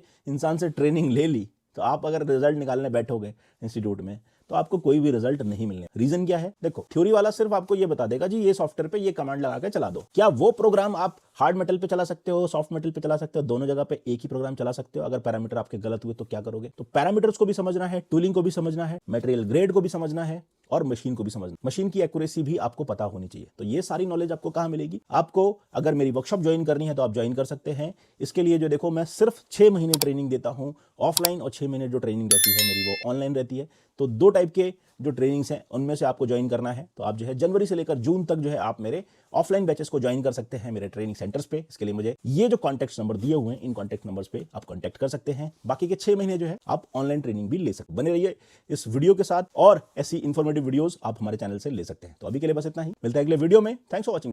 एल्यूमिनियम मशीनिंग तब इजी लगती है जब ग्रेड समझ में आ जाता है। इंडस्ट्री में सब एल्यूमिनियम सेम नहीं होती, ये आपको समझना पड़ेगा। आज हम सिर्फ 2 सबसे इंपॉर्टेंट सीरीज डिटेल में समझेंगे, जिसमें कि 6XXX सीरीज और 7XXX सीरीज। ये 2 ऐसी एल्यूमिनियम की सीरीज हैं जो सबसे ज्यादा यूज होती है। ये दोनों सीरीज ऑटोमोटिव से लेकर एरोस्पेस तक सबसे ज्यादा यूज होने वाली एल्यूमिनियम की सीरीज। सबसे पहले हम बात करेंगे कि 6XXX सीरीज एल्यूमिनियम के बारे में, जिसमें कि हम मैग्नीशियम प्लस सिलिकॉन अलॉय जो है मिक्स होता है। 6X सीरीज जो है एल्यूमिनियम, मैग्नीशियम और सिलिकॉन के कॉम्बिनेशन से बनती है। इसी कॉम्बिनेशन की वजह से ये अलॉय हीट ट्रीटेबल होती है और सीएनसी मशीनिंग के लिए सबसे बैलेंस्ड मटेरियल मानी जाती है। स्ट्रेंथ भी बहुत ही अच्छी मिलती है, मशीनेबिलिटी भी इसके अंदर अच्छी मिलती है, और करोजन रेजिस्टेंस तो आपको पता ही है कि ये बहुत ही डिसेंट है। अब जब 6X सीरीज की बात हो रही है तो इसमें जो है कॉमन ग्रेड्स के बारे में समझते हैं। इंडस्ट्री में सबसे ज्यादा यूज होने वाले ग्रेड्स हैं 6061, 6063 और 6082। सबसे पहले बात करते हैं 6061 एल्यूमिनियम अलॉय। सीएनसी इंडस्ट्री का ये किंग माना जाता है। 6061 एल्यूमिनियम सीएनसी वर्कशॉप का सबसे फेवरेट मटेरियल माना जाता है। इसका रीजन बहुत ही सिंपल, ये मशीनिंग में बहुत ही प्रिडिक्टेबल है, मतलब कि आसानी से आप इसके ऊपर मशीनिंग कर सकते हो। चिप वेल्डिंग की जो प्रॉब्लम होती है वो इसमें कम होती है। सरफेस फिनिश जो है आपको इसमें बेटर मिलती है, और डायमेंशनल स्टेबिलिटी की बात करें तो देखो बहुत ही रिलायबल मानी जाती है। इसका देखो एप्लीकेशन क्या है, jigs, fixtures, machine parts, brackets, housing frames, इनमें जो है इसका बहुत ज्यादा यूज होता है। मशीनिंग बिहेवियर की अगर मैं बात करूं तो 6061 जो है इजीली कट हो जाता है। टूल का जो प्रेशर है वो भी कम आता है इसके ऊपर, इसलिए बिगिनर्स के लिए जो है ये बेस्ट ग्रेड मानी जाती है। उसके बाद आती है आपकी 6063 एल्यूमिनियम। इसको बोलते हैं भाई एक्सट्रूशन फ्रेंडली एल्यूमिनियम। 6063 एल्यूमिनियम ज्यादातर एक्सट्रूशन प्रोफाइल में यूज होता है। इसकी सरफेस फिनिश जो है नेचुरल ही स्मूथ होती है। एप्लीकेशन यहां पे इसको करते हैं आप आर्किटेक्चरल फ्रेम्स जो होते हैं उनमें यूज होता है, प्रोफाइल्स बनाने में होता है, या फिर डेकोरेटिव पार्ट्स में भी होता है। ठीक है, मशीनिंग नोट्स की बात अगर मैं करूं तो देखो स्ट्रेंथ जो है 6061 से इसमें कम होती है, लेकिन फिनिशिंग ऑपरेशन के लिए ये बेटर आपको फिनिश देती है। लेकिन इससे भी बढ़िया है आपका 6082 एल्यूमिनियम, जो कि स्ट्रॉन्गर माना जाता है। 6082 एल्यूमिनियम 6061 से थोड़ा स्ट्रॉन्गर होता है। यूरोप और स्ट्रक्चरल एप्लीकेशन में जो है आपका 6082 जो है काफी पॉपुलर। हैवी ड्यूटी फ्रेम्स बनाने के लिए इसका यूज होता है, लोड बेरिंग स्ट्रक्चर्स को बनाने के लिए भी इसका यूज होता है। कटिंग फोर्स जो है थोड़ी सी ज्यादा लगती है इसमें, लेकिन फिनिशिंग भी इसमें जो है कंट्रोल में रहती है। ज्यादा तो नहीं बोल सकते ना कम बोल सकते हैं, लेकिन कंट्रोल में रहते हैं। देखो जब आप एल्यूमिनियम पे मशीनिंग कर रहे हो तो इसके जो है टूल सिलेक्शन का जो है समझना जरूरी है। 6X सीरीज के लिए टूल ज्योमेट्री सबसे इंपॉर्टेंट होती है। यहां पर जो आपके लिए बेस्ट टूल माने जाते हैं वो आपके सॉलिड कार्बाइड एंड मिल मिलते हैं। देखो अगर मैं टूल की ज्योमेट्री की बात करूं तो इसमें 2 फ्लूट या फिर 3 फ्लूट की एंड मिल यूज करते हैं। हमेशा जो है आपको हाई पॉजिटिव रेक एंगल वाली जो है एंड मिल यूज करनी है। कटिंग फोर्स भी जो है आपको इसमें बढ़िया मिलेगा। पॉलिश फ्लूट होनी चाहिए। ठीक है, पॉलिश फ्लूट का मतलब है कि भाई आपको जो है फिनिशिंग तभी आपको बेटर मिले, और कटिंग एज जो है शार्प होना चाहिए। 4 फ्लूट जो है स्टील टूल एल्यूमिनियम में जो है चिप जाम कर सकती है, इसीलिए 4 फ्लूट के एंड मिल का कभी यूज नहीं करना। अगर आप यूज कर रहे हैं, कहीं पर यूज हो रही है, तो आप समझ लीजिए कि उसको जो है टूलिंग की नॉलेज। एल्यूमिनियम में ना 2 फ्लूट या 3 फ्लूट, इससे ज्यादा यूज नहीं। ठीक है, कोटिंग की बात कर लेता हूं मैं। कोटिंग की अगर मैं बात कर रहा हूं तो यहां पर जो है ना एल्यूमिनियम के अंदर चिप वेल्डिंग की प्रॉब्लम होती है। चिप वेल्डिंग मतलब कि अगर हीट गर्म कर जाएगा ना टूल आपका, तो उस पे क्या होगा, एल्यूमिनियम चिपक जाता है, इसी को वेल्डिंग बोलते हैं। यहां पर जो है आपको कौन से टूल यूज करने हैं, यहां पर आपको डीएलसी कोटिंग वाले टूल यूज करने हैं, या फिर जिरकोनियम नाइट्राइड कोटिंग यूज करनी है। ये 2 कोटिंग ऐसी है जो सबसे ज्यादा एल्यूमिनियम के ऊपर यूज होती है। ये आपको पता होना चाहिए कि अगर आप जो है टाइटेनियम एल्यूमिनियम नाइट्राइड या एल्यूमिनियम क्रोमियम नाइट्राइड यहां पर गलती से भी यूज कर रहे हो ना, तो वो क्या होगा, उसमें चिप वेल्डिंग की प्रॉब्लम होगी, वो काम नहीं। ठीक है, अब यहां तक आपने समझ लिया है, तो अब नेक्स्ट सीरीज की बात करते हैं। अब हम 7X सीरीज की बात करते हैं। ठीक है, 7X सीरीज जो है एल्यूमिनियम जिंक बेस्ड अलॉय होती है। इसके अंदर जिंक, इस सीरीज का गोल होता है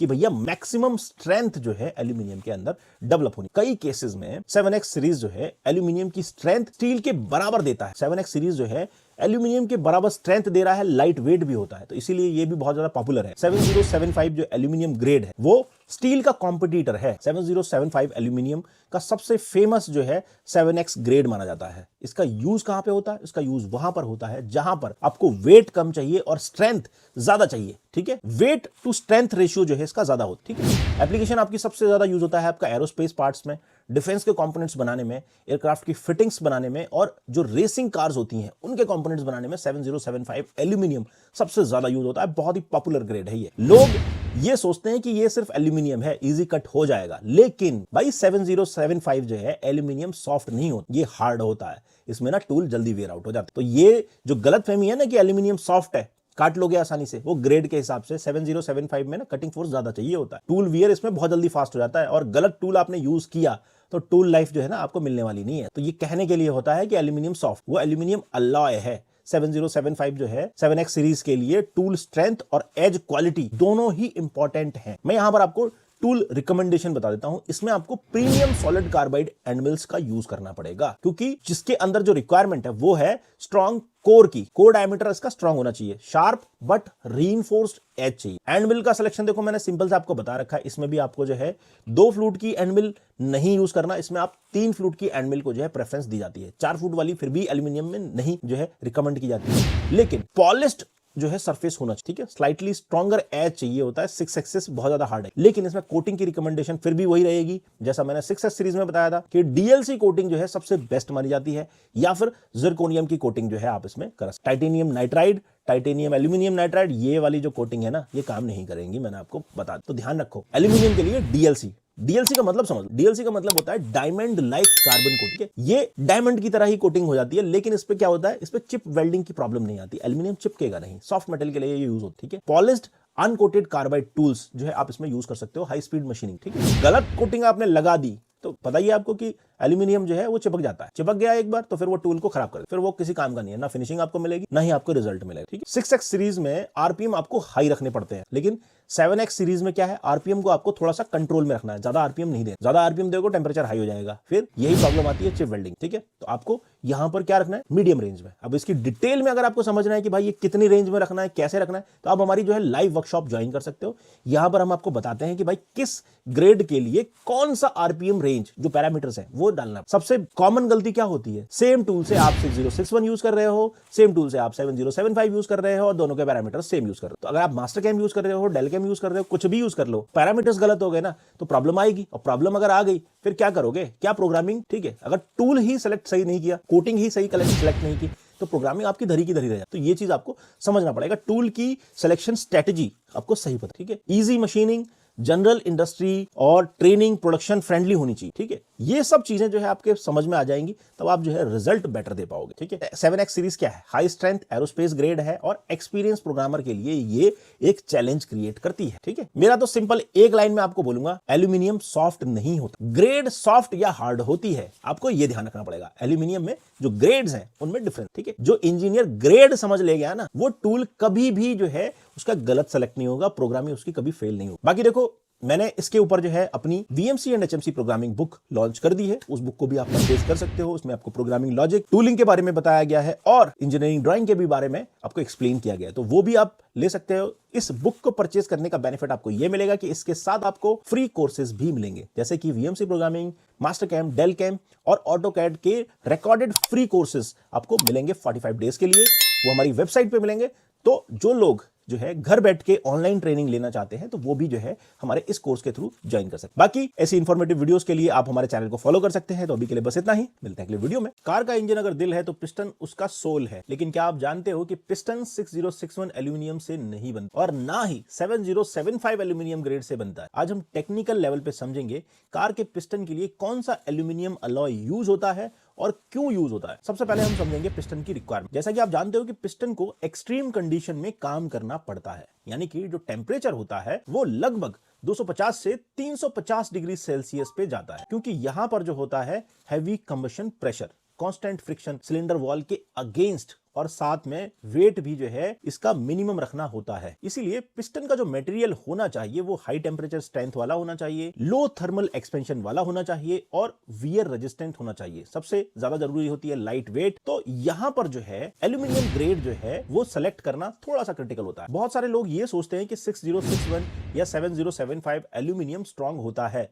तो पिस्टन भी इसी से बनना चाहिए, पर रियलिटी कुछ और है। रियलिटी में 6061 और 7075 का थर्मल एक्सपेंशन ज्यादा होता है। हीट में ये साइज कंट्रोल नहीं कर पाता और सीजियर का जो रिस्क है, यानी कि जो पिस्टन है वो सिलेंडर वॉल से अटक सकती है। इसीलिए पिस्टन के लिए जो यूज होता है वो होता है हाई सिलिकॉन एल्यूमिनियम अलॉय। यहां पर जो सबसे ज्यादा यूज होने वाली अलॉय ग्रेड है वो है 4032 एल्यूमिनियम अलॉय। इसमें 11 से 13% सिलिकॉन होता है। सिलिकॉन जो है पिस्टन को वियर रेजिस्टेंट बनाता है, थर्मल एक्सपेंशन को कंट्रोल करता है और इंजन को स्मूथ और क्वाइट बनाता है। इसीलिए most of the OEM car engine में जो है 4032 एल्यूमिनियम का पिस्टन यूज होता है। चाहे आप श्रीराम पिस्टन को देख लीजिए, वहां पर भी जो है ये ग्रेड बहुत ही कम। दूसरा इंपॉर्टेंट अलॉय है आपका 2618 एल्यूमिनियम अलॉय। इसमें सिलिकॉन थोड़ा सा कम होता है लेकिन स्ट्रेंथ बहुत हाई होती है। ये अलॉय यूज होता है रेसिंग कार के इंजन्स और टर्बो इंजन्स में, जहां पर एक्सट्रीम लोड और टेम्परेचर बहुत ही हाई होता है। हैवी ड्यूटी डीजल इंजन में AISI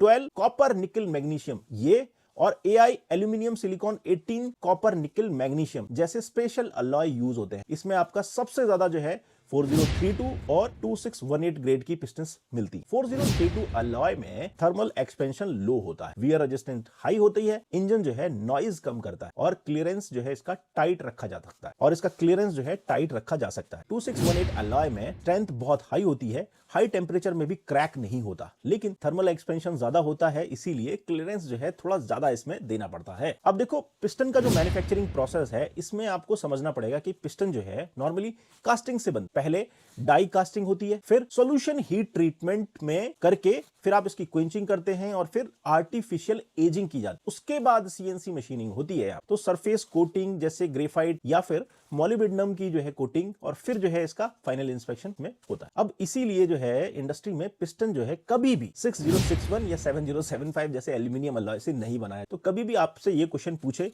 तो आप इसका जवाब ऐसे देना है कि आपको हमेशा high silicon aluminium alloy use कर रहे हैं, जैसे कि 4032, 2618 या एल्यूमिनियम सिलिकॉन 12 या फिर एल्यूमिनियम सिलिकॉन 18 ये यूज होंगे। ये सवाल जो है पिछले वीडियो में एक यूजर ने जो है कमेंट करके पूछा था, तो इसलिए ये वीडियो हमारे लिए बनाना जरूरी हो जाता है। अगर आप इंजन मैन्युफैक्चरिंग, CNC मशीनिंग और मटेरियल सिलेक्शन जैसे डीप लेवल पे सीखना चाहते हो तो आप हमारे चैनल को सब्सक्राइब कर सकते हो। चैनल का नाम है सिग्मा यूथ इंजीनियर्स अकेडमी और मेरा नाम है विपिन यादव। तो अभी के लिए बस इतना ही, मिलते हैं अगले वीडियो में। Thanks for watching video. आज हम हार्डनिंग और टेम्परिंग का जो डिफरेंस है उसको सिंपल लैंग्वेज में समझने की कोशिश करेंगे और थोड़ा सा टेक्निकल पॉइंट ऑफ व्यू के साथ समझेंगे, क्योंकि इंडस्ट्री के अंदर ना बहुत सारे स्टूडेंट को ये गलत फहमी होती है कि भैया ये दोनों प्रोसेस जो है ना सेम ही है, लेकिन दोनों का जो असली डिफरेंस क्या है वो समझना बहुत जरूरी। हार्डनिंग का मतलब होता है स्टील की हार्डनेस को मैक्सिमम लेवल तक ले जाना। इस प्रोसेस में हम करते क्या है, स्टील को हीट किया जाता है क्रिटिकल टेम्परेचर से ऊपर। नॉर्मली 800 से 900 डिग्री सेल्सियस कार्बन स्टील के लिए ये टेम्परेचर होता है। ठीक है, जब स्टील इस टेम्परेचर पर होती है तो उसकी जो स्ट्रक्चर है ऑस्टेनाइट में कन्वर्ट हो जाती है। ये एक स्टेज है। ठीक है, उसके बाद क्या करते हैं, स्टील को अचानक से जो है ठंडा कर दिया, क्विंचिंग।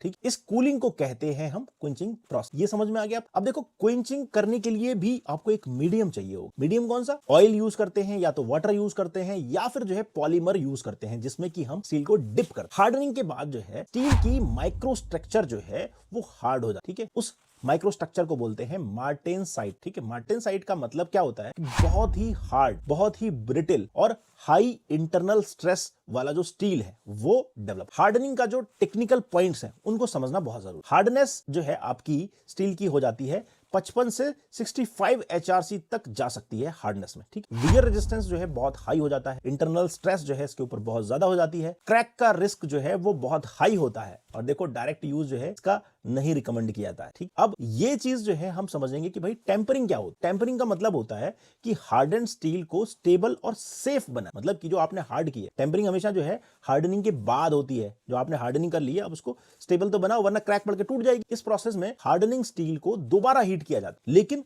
Low temperature. नॉर्मली क्या होता है 150 से 650 डिग्री सेल्सियस तक जो है इसको हीट किया जाता है। टेम्परिंग में स्टील को इतना हीट किया जाता है ताकि जो इंटरनल स्ट्रेस है जो स्टील की बॉडी के अंदर आई है उनको रिलैक्स जो है कर दिया जाए, मतलब यूनिफॉर्म जो है सेटअप हो जाए। लेकिन स्टील फिर भी सॉफ्ट ना हो, सॉफ्ट भी नहीं होनी चाहिए, ठीक है। टेम्परिंग के बाद मार्टेनसाइट थोड़ी सी मॉडिफाई हो जाती है, मतलब कि और जो है स्टेबलाइज हो जाती है, ठीक है। टेम्पर्ड मार्टेनसाइट टेम्परिंग का जो टेक्निकल पॉइंट है वो समझना जरूरी। देखो टेम्परिंग करने से क्या होता है, ब्रिटलनेस जो है, जो स्टील की ब्रिटलनेस है वो थोड़ी सी कम हो जाती है, टफनेस जो है उसके अंदर बढ़ जाती है, इंटरनल स्ट्रेस जो है वो रिलीज हो जाती है, हार्डनेस थोड़ी सी कम होती है, ठीक है, और डायमेंशनल स्टेबिलिटी जो है इसकी इंप्रूव होती है। यही रीजन है कि भाई हार्डनिंग के बाद टेम्परिंग कर दी जाए। समझ में आया? हार्डनिंग में फेस चेंज होता है, ऑस्टेनाइट से मार्टेनसाइट में कन्वर्ट हो जाता है। हार्डनिंग वर्सेस टेम्परिंग जो है टेक्निकल डिफरेंस समझना पड़ेगा।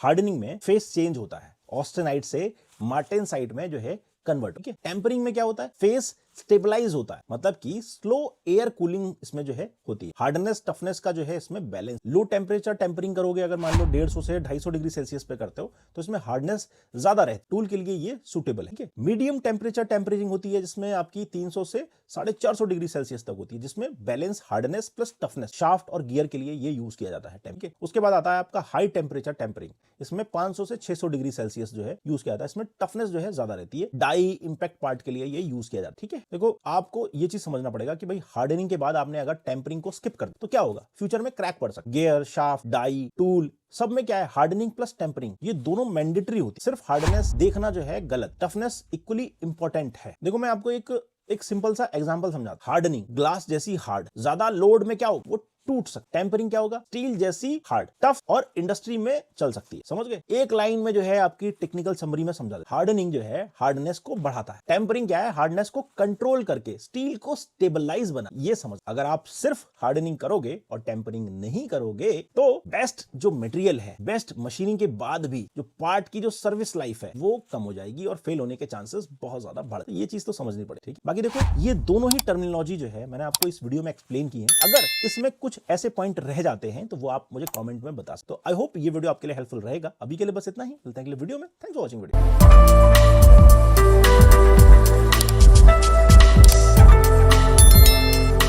होता है वो क्या होता है और ये गियर और शाफ्ट के लिए क्यों यूज होता है, इसके एडवांटेजेस डिसएडवांटेजेस क्या होते हैं और कार्बोराइजिंग से इसका क्या डिफरेंस है। बहुत लोग ये भी पूछते हैं कि भैया कार्बोराइजिंग कर लेंगे तो साइनाइडिंग क्यों करेंगे। देखो साइनाइडिंग का यूज वहां पे होगा, वो मैं चीज आपको यहां पर एक्सप्लेन करूं। साइनाइडिंग ना एक केस हार्डनिंग प्रोसेस, इसमें स्टील को साइनाइड सॉल्ट बाथ में जो है 800 से 870 डिग्री सेल्सियस पर हीट किया जाता है। इस प्रोसेस में स्टील के सरफेस पे कार्बन और नाइट्रोजन दोनों को जो है डिफ्यूज किया जाता है। समझ गए? कार्बोराइजिंग में कार्बन डाल रहे थे, नाइट्राइडिंग में नाइट्रोजन डाल रहे थे, लेकिन साइनाइडिंग में दोनों डाल रहे हैं। इससे सरफेस पे बहुत हार्ड जो है एक लेयर बन जाती है, जिससे स्टील का जो कोर है वो तो टफ रहता है, लेकिन सरफेस क्या होता है वो हार्ड बन जाता है। सरफेस पे हार्डनेस आती है और यही तो गियर को चाहिए होता है। गियर और शाफ्ट को क्या चाहिए, high surface hardness, excellent wear resistance, shock load झेलने की एबिलिटी, और कोर आपको क्या चाहिए, टफ चाहिए। शॉक लोड मतलब कि झटका पड़ेगा तो गियर टूटना नहीं चाहिए, यही तो है। अब साइनाइडिंग में ये सारी प्रॉपर्टीज जो है आपको मिल जाती हैं। साइनाइडिंग के एडवांटेज क्या है ये समझ लो। साइनाइडिंग का ना मेजर जो फायदा होता है वो देखो, प्रोसेस ना बहुत जल्दी हो जाता है। जिसको जल्दी जो है चाहिए रिजल्ट वो आपको यहां पर मिल जाएगा। 15 से 30 मिनट में ना ये पूरा प्रोसेस कंप्लीट हो जाता है। सरफेस हार्डनेस जो है आपको मिल जाती है 55 से 65 HRC तक, ये भी आपको सबसे अच्छी चीज मिल रही है। वियर रेजिस्टेंस जो है आपको बहुत अच्छी मिल जाती है, जिससे कि आपका काम चल जाए। डिस्टॉर्शन बहुत कम चाहिए क्योंकि इसमें जो है आपको लोड ही नहीं पड़ रहा, डिस्टॉर्शन होगा किस लिए। और मास प्रोडक्शन के लिए ना ये सबसे सुटेबल प्रोसेस होता है। लेकिन मेरे भाई इसके भी कुछ डिसएडवांटेजेस होते हैं, इनको भी देख के जाओ ताकि जो है डायरेक्ट ये मत करने लगे। इसके कुछ लिमिटेशंस है, समझ लो। केस डेप्थ जो है ना आपको बहुत कम मिलेगी, ज्यादा गहराई तक हार्ड नहीं होगा। इसकी जो थिकनेस आपको मिलती है 0.1 से लेकर 0.3 mm तक, ठीक। तो ये कहां पे यूज कर सकते हो, इसको स्मॉल कंपोनेंट्स के लिए, मतलब छोटे छोटे गियर्स पे काम कर सकते हो, छोटी शाफ्ट पे ऊपर काम कर सकते हो। साइनाइड बाल्ट ना बहुत ज्यादा जहरीला इन्वायरमेंट क्रिएट कर देता है। साइनाइड को अगर आप टच भी करोगे ना तो सीधे चले जाओगे स्वर्ग में। तो इसलिए जो है साइनाइडिंग ना इसमें बहुत लोग जो है काम नहीं करते। इसमें प्रॉब्लम ये होती है कि वो जहरीला इन्वायरमेंट, ठीक है। अब देखो सिंपल सा डिफरेंस आप समझ लो इसका ना। साइनाइडिंग में फायदे बहुत सारे हैं कि भैया फास्ट हो जाता है, कार्बोराइजिंग क्या है स्लो। साइनाइडिंग में केस डेप्थ जो है आपको कम मिलती है, तो छोटे कंपोनेंट्स पे कर, ठीक है। कार्बोराइजिंग में क्या है, केस डेप्थ जो आपको डीप में मिल रही है तो टाइम भी लग रहा है उसमें। साइनाइडिंग क्या है, स्मॉल पार्ट्स के लिए ये बहुत अच्छा है, लेकिन कार्बोराइजिंग क्या है, हैवी गियर्स और शाफ्ट के लिए।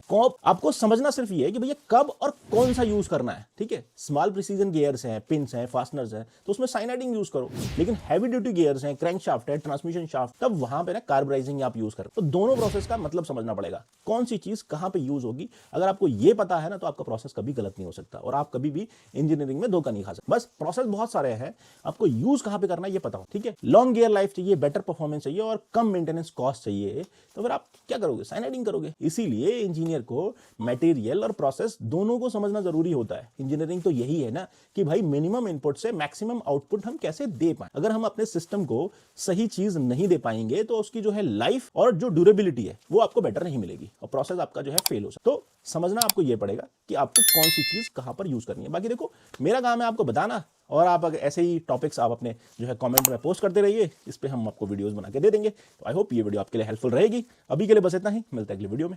आज हम डिटेल में समझेंगे कि फॉर्जिंग क्या होता है, कास्टिंग क्या होता है, दोनों का कंप्लीट प्रोसेस क्या है, इंजीनियरिंग डिफरेंस क्या है, स्टील को फॉर्जिंग या कास्टिंग क्यों किया जाता है, लॉजिक के साथ समझेंगे। फॉर्जिंग को सबसे पहले हम समझते हैं कि भैया फॉर्जिंग है क्या। फॉर्जिंग ना एक मैन्युफैक्चरिंग प्रोसेस, जिसमें मेटल को सॉलिड स्टेट में डीफॉर्म, मतलब कि उसकी जो शेप है वो चेंज की जाती है। कैसे? हैवी कंप्रेसिव फोर्स से। हैवी कंप्रेसिव फोर्स मतलब ठोक के पीट, समझ गए। इसमें मेटल का ग्रेन फ्लो पार्ट के शेप को फॉलो कर, मतलब जिस शेप में आपको बनाना है उसमें बन जाता है। इसीलिए जो फॉर्जिंग कंपोनेंट होते हैं उनकी स्ट्रेंथ कास्टिंग से काफी ज्यादा होती है। अब समझ लो कि भैया कास्टिंग क्या होती है। कास्टिंग में मेटल को कंप्लीटली मेल्ट, मतलब पिघला के लिक्विड फॉर्म में मोल्ड के अंदर जो है डाला जाता है। इससे क्या होता है, वो सॉलिडिफाई होने के बाद वो शेप जो है ले लेते, ठीक है। कास्टिंग का जो मेन फायदा क्या हो कि भैया कॉम्प्लेक्स से कॉम्प्लेक्स शेप है वो इजीली जो है बन जाती है और ये सबसे ज्यादा इकोनॉमिकल पड़ती है, इसीलिए जो है हम कास्टिंग करते हैं, समझ गए। फॉर्जिंग कंप्लीटली जो प्रोसेस होता है, फॉर्जिंग सिर्फ शेप नहीं है, इंटरनल स्ट्रक्चर इंजीनियरिंग होती है, ठीक है। रॉ मटेरियल का इसमें सिलेक्शन होती है, जैसे कि बिलेट हो गया, इनगॉट हो गया, इनको सेलेक्ट किया जाता है एप्लीकेशन के हिसाब से, मतलब कि जो ग्रेड की आपको स्टील चाहिए उसकी स्टील ले लो। जैसे कि EN19, EN24, EN36, 20 MnCr5, 60 MnCr5, कोई भी स्टील ले लो, ठीक है।